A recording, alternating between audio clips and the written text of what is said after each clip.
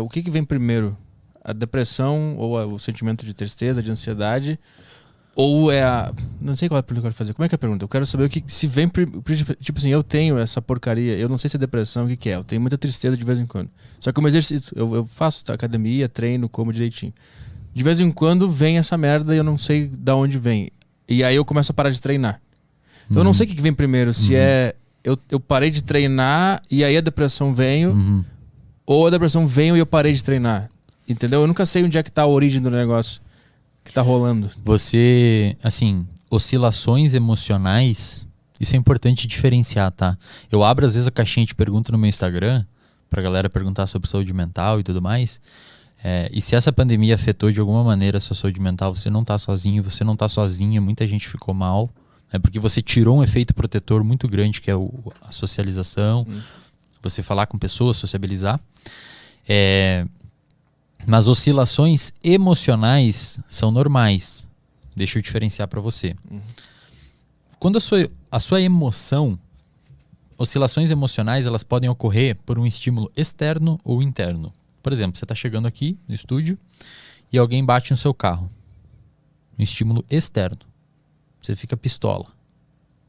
Aí você fica bravo, você fica irritado, fica agressivo, ocorre uma série de liberação de hormônios, uma série de liberação de neurotransmissores no seu cérebro, a gente pode falar depois, que faz você ter uma sensação de irritabilidade e acaba se tornando uma pessoa agressiva naquele momento, com você ou com a pessoa que fez isso.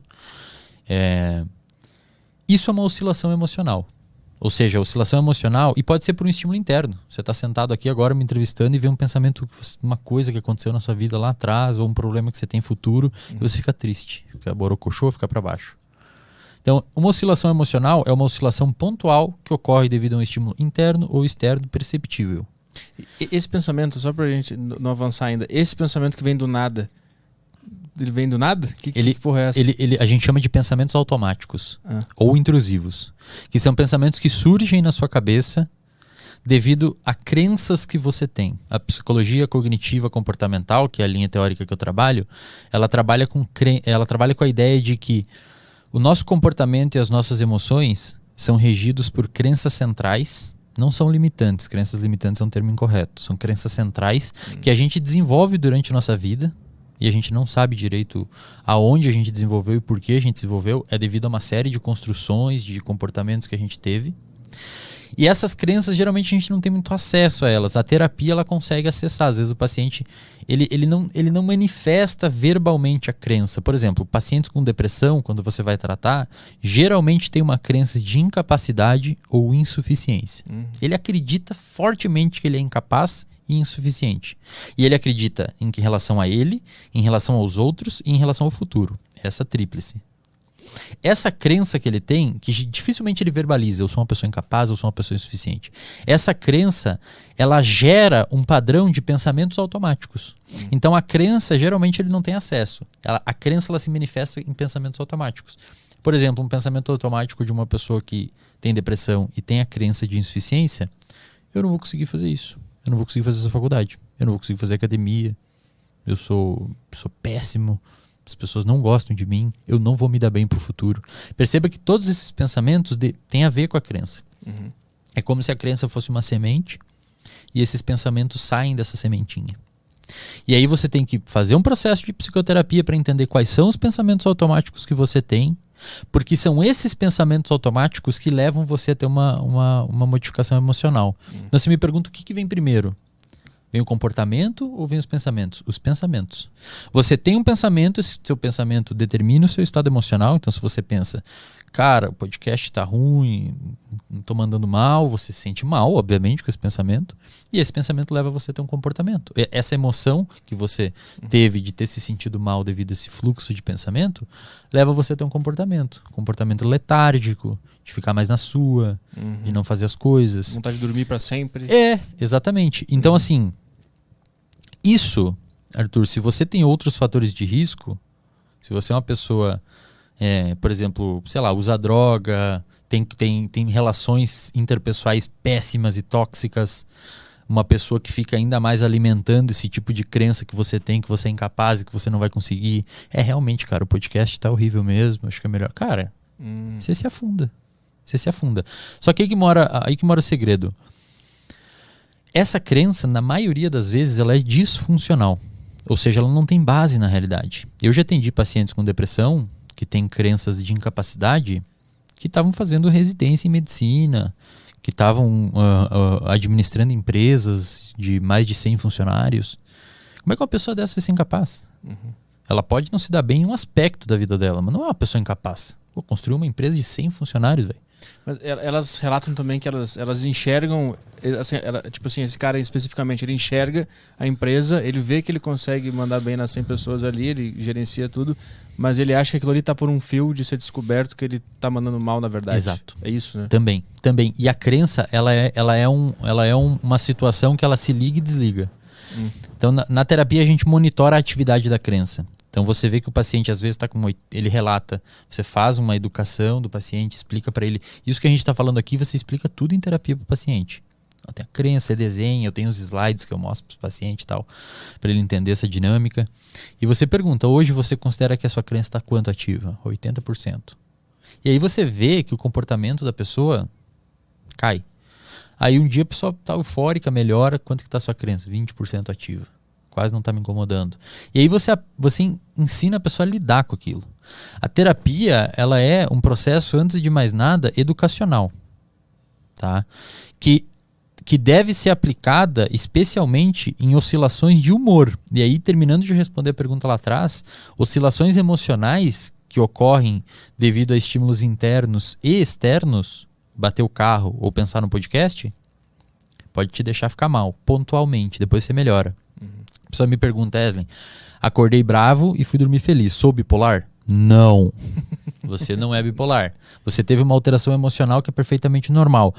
Anormal seria se você não tivesse essas oscilações emocionais. Você acorda mal, às vezes você acorda mal, você vai dormir mal, fica bem de meio-dia, enfim, qualquer coisa assim. Agora, se essas alterações emocionais ocorrerem e perdurarem no tempo e intensidade, aí é uma alteração de humor. Tanto é que nos manuais de diagnóstico, em psicologia, a depressão é um transtorno de humor. Não é um transtorno emocional. É um transtorno de humor. Ou seja, o seu humor altera. Você fica triste por muito tempo. Você fica triste numa intensidade maior por tanto tempo. Aí você precisa ter um ajuste no que está levando você a ter esses comportamentos de tristeza, essas emoções, esse humor triste. E como que você está se comportando principalmente frente a isso. Por quê?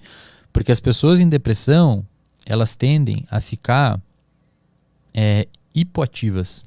Justamente, não saem, não vão à academia.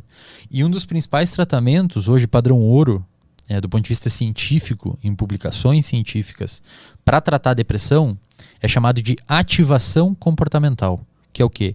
O terapeuta analisa as capacidades de enfrentamento do paciente e, à luz dessas capacidades de enfrentamento do paciente, o terapeuta bola um protocolo de ativação comportamental para aquele paciente começar a fazer as coisas. Então se é um cara que fica na cama o dia inteiro no quarto escuro, então beleza, durante a próxima semana a gente vai começar a abrir a janela.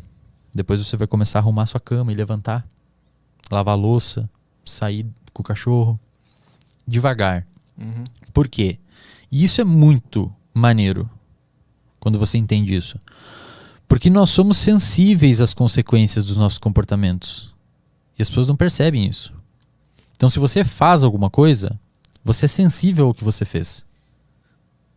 Você faz uma cagada, você fica mal. Você faz uma parada da hora, você fica bem. Quando a gente consegue alcançar um objetivo e realizar uma tarefa, nós somos recompensados por isso. E o paciente que está em depressão, ele se coloca em situações que não o recompensam e, por outro lado, se coloca em situações que deixam ele para baixo. Se você pegar uma pessoa do ponto de vista de saúde mental saudável hoje e deixar ela 2 dias num quarto escuro, a pessoa vai ficar triste. E a pessoa com depressão às vezes faz isso. Então, assim, ela tá num lugar que naturalmente vai deixá-la triste. Por isso que é curioso saber se a depressão especificamente ela é causada primeiro porque o cara tá se alimentando mal, se ele tá num quarto escuro, ou se ele come mal porque ele tá com depressão. Cara, isso é uma discussão que pode ser um pouco longa. Tá? A depressão é uma doença multifatorial. Primeiro, antes de mais nada, se você tem um irmão gêmeo que tem depressão, um gêmeo idêntico, do ponto de vista genético, você tem algo aí na ordem de 20% de ter depressão, de desenvolver. Talvez 25%. Outros transtornos são mais. Se você tem um irmão gêmeo que tem autismo, você tem 90% de chance de ter. Então você praticamente vai ter, se você tem um irmão gêmeo idêntico. Se você tem um irmão gêmeo idêntico que tem transtorno bipolar, você tem 70% de chance de ter. Se for um irmão normal, tipo não gêmeo idêntico, um irmão normal, essa chance cai bastante. Então, primeiro, existe um fator genético na depressão. Então, se você tem familiares com depressão e tudo mais, você tem uma chance de desenvolver. A população geral, eu não sei se você tem noção desse dado, mas é muito interessante. E acho que a galera, às vezes, acha que depressão é aquela pessoa que não toma banho, que não escova o dente, sabe? E, cara, eu postei no meu Instagram esses tempos uma foto do Chester? Do ex-vocalista do Linkin Park. 40 horas antes dele se suicidar, o cara tava rindo na praia. Ele conseguia fazer as coisas dele do dia a dia, ele conseguia ir em reuniões, ele conseguia falar com a família, ele conseguia rir, mas tinha depressão. E aí a depressão, em algum momento, as capacidades de enfrentamento dele diminuíram e ele cometeu um suicídio.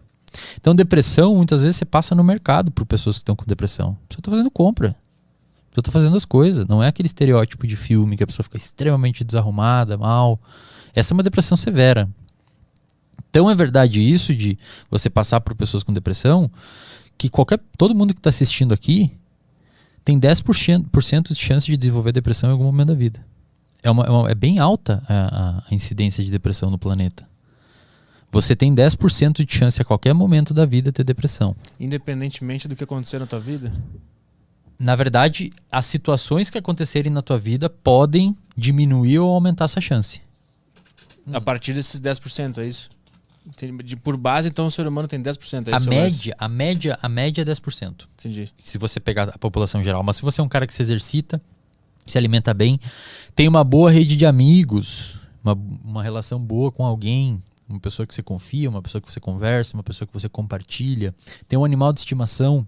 Tem estudos que mostram que animal de estimação, pets, são extremamente antidepressivos, que protegem contra a depressão. Se você pratica atividade física, se você dorme bem. Então você... Imagina assim. Imagina que a sua saúde mental é um copo d'água. E existe uma torneira em cima do copo d'água e um furinho embaixo. O furinho embaixo são os fatores protetores. E a torneira em cima são os fatores de risco. Então, quando o copo transbordar, você desenvolve depressão. Então, você tem os fatores de risco e os fatores protetores. Se em algum momento a torneira abrir demais e o furinho continuar pequeno, vai transbordar. Ou seja, se os fatores de risco aumentar em relação aos protetores, você pode desenvolver depressão. A pandemia meio que quebrou o cano da torneira ali e despencou a água dentro do copo. A pandemia é um fator altamente estressor para a saúde mental.